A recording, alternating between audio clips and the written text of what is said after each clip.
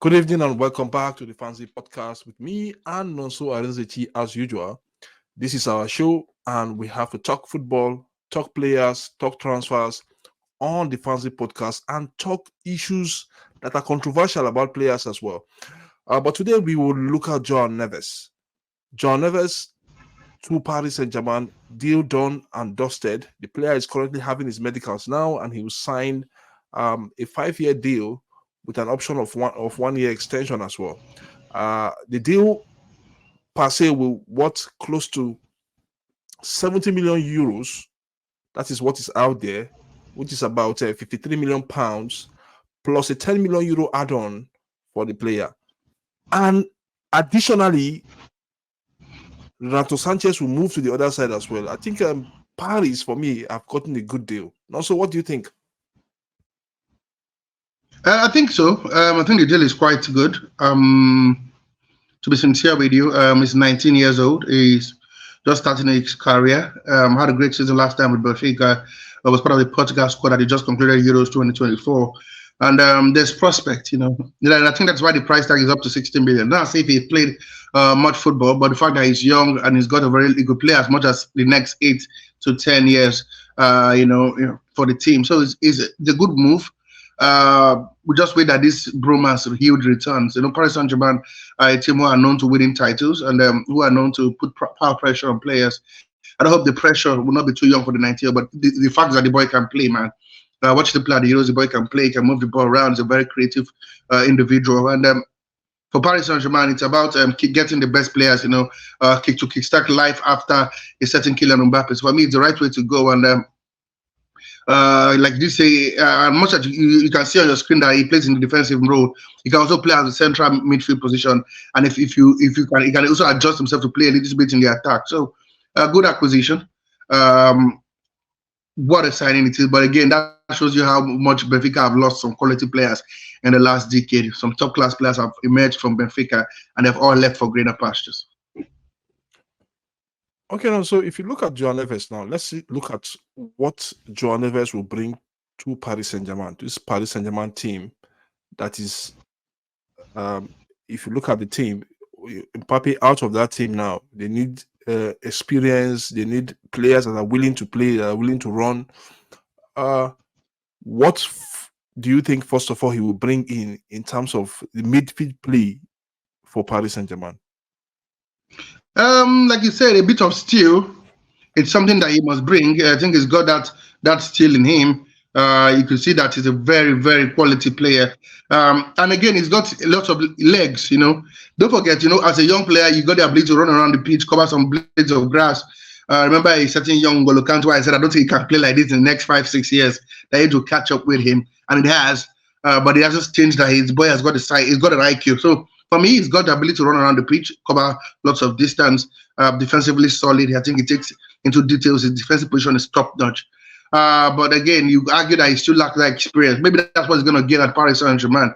There are a lot of players who you could learn from at Paris Saint-Germain. There's a certain this young man. I was going to get Vitinha. If he doesn't leave, he's there. You've got Ugarte as well. He's there. You've got this young man, Danilo, who can play as a centre back and as a defensive midfielder. So he's there. These are players who have played for a long time at their highest level. So he's got some players he can learn a lot from. But you can't doubt the quality of his talent. The talent is there. The boy can play. No doubt about that. He's a quality player. He can move the ball around. He can put in a shift in. But for playing at the highest level, it will take him some time to get to grasp with it.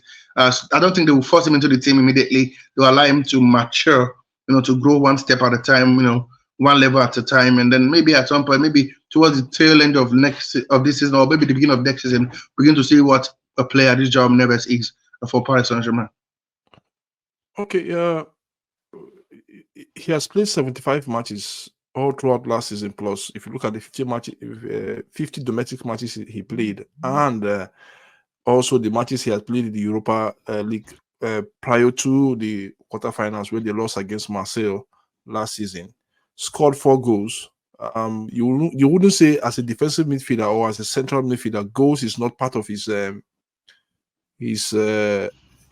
discipline, I would say, but making tackles, being aggressive,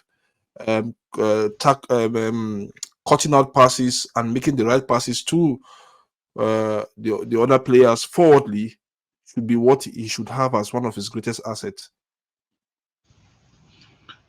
I quite agree. To be sincere with you, I quite agree. But for a defensive midfielder to score first goals means he has an eye for a goal. Reminds you of Casemiro. Goal scoring is not his Casemiro is not his forte. But once he gets a pocket, he gets in one or two very crucial goals, to help the team when the Chiefs are down. He knows when to run in and then be that extra man in attack. Even though his major primary duty is to ensure that goals doesn't come in or players do not get past them or passes do not get past them. So for me, the goals for 4 goals in 50 games is not a bad one for a defensive midfielder. At least we see some defensive midfielder, some players who haven't scored a single goal for their club. A certain Joe Gomez of Liverpool. We'll talk about Yeah. that some other time. So exactly. So I'm quite happy with his numbers. But for a 19-year-old to play 50 games is humongous, man.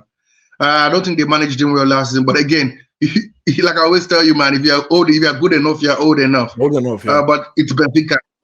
Exactly. It's Benfica. It's not Paris Saint-Germain. Paris Saint-Germain has got the array of stars. They've got the luxury of picking players from different places.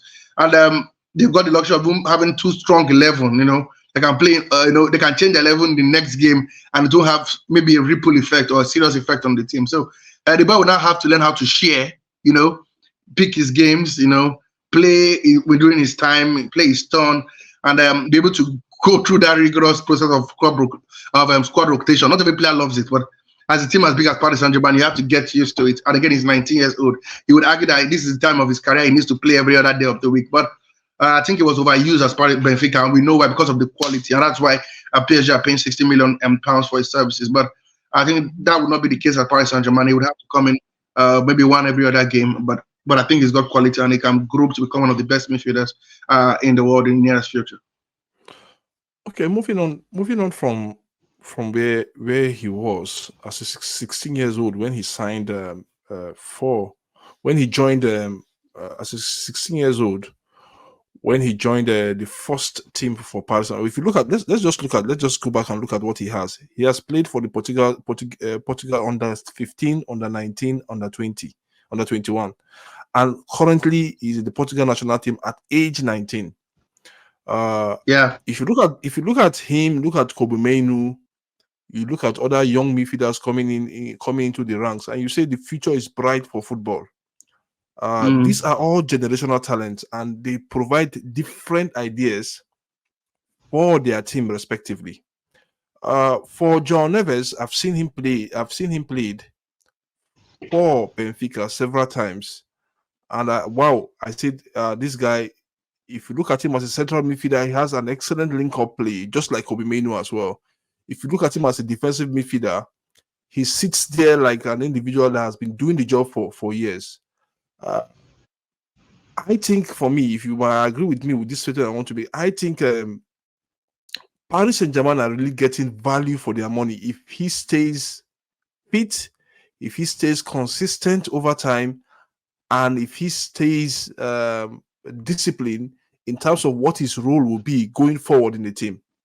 Am I saying the right word? I think let's look at it. Let's look at it from this point of view.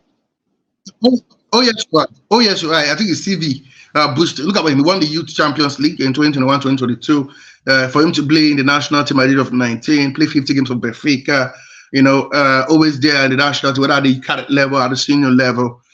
It's like I said, to me, it's a bargain. No one, I said, maybe experience-wise, you argue, why 60 million pounds? But boy, this guy is 19. He could be a long-term servant of Paris Saint-Germain if he doesn't move to any other team, maybe in the Premier League or Spanish La Liga. The boy can play. See, like you said, his link-up play as a central midfielder is top-notch. I quite agree with you. I watched him play for the national team. I watched him a bit for Benfica, and the fact that he doesn't confine himself to a particular role. Where he says, "Oh, my job, I'm a defensive midfielder. This is where I want to play." No, he tries once in a while to put in his shield, help out in the. Sometimes you see him at right back, or left back. Sometimes you see him carry the ball. I have to point that out. He's a very good carrier of the ball. So it doesn't matter where he's been deployed, whether it's a central midfielder, whether it's a defensive midfielder. The boy knows his onions, and the boy will learn fast. Like I said, it's going to be a learning curve for him at Paris Saint-Germain. Benfica is a different ball game altogether. This is the top leagues. These are guys who should be competing for the Champions League. Not Benfica, who are just there about in Europe, and then competing for their Portuguese league with a certain spot in Lisbon. So he will learn. I think, if like you said, I agree with you. If he's fit, He stays 100% fit. He keeps his discipline. He doesn't let this price tag get into his head. There are Yeah, players when they sign a huge amount of money, they don't sometimes to capitulate. Stay humble, exactly. stay good, keep playing his game. This could be a bargain at the end of the day for Paris Saint-Germain. They could just have a good, they could enjoy him throughout his useful life, and then let him go for a huge amount of money when he's even quite agey. Is that possible? So I think it's a good steal. Paris Saint-Germain, see, and must give kudos to Paris Saint-Germain. We're not talking about them in love. They are beginning to move away from the Galacticos era where they get the top players, the Neymar, the Messi's, Yeah, the Kylian Mbappe's. They go around, they get the top class players. Look at the midfield. They have a Vladimirovic, Cavani, Pastore, Lavezzi. They go down to the midfield. They have quality players. They're always getting the best players. Now, yes, they want good players. They want players who can compete against top teams in the world. But come on, they're not going for top stars. It's not about young players who has got huge prospects who can become world beaters and then bring to merge that small young team. Look at Betinia. Look at Brocola.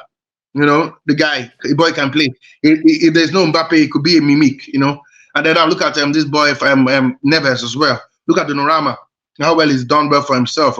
Hakimi, when he joined from Madrid as a very tender age. So there's a change. There's a change. So, and I'm loving the fact that they are finally realizing that, come on, they can't buy success. They need to build a system, a structure that works. And then this is another jigsaw in the puzzle. He could just, like I said, he could just explode, turn the league on into his kitchen, and he begins to cook. Is that good, my brother? Very good. okay. So finally, uh, if I think he will sign, not if he eventually everything has been agreed. If he becomes a Paris Saint-Germain player, which we expect him to be, that deal is signed already. What extra feature do you want him to develop in his game? Because you've mentioned everything, but there's something extra I think he has to develop in his game going forward in the next few years uh, uh, in Paris Saint-Germain.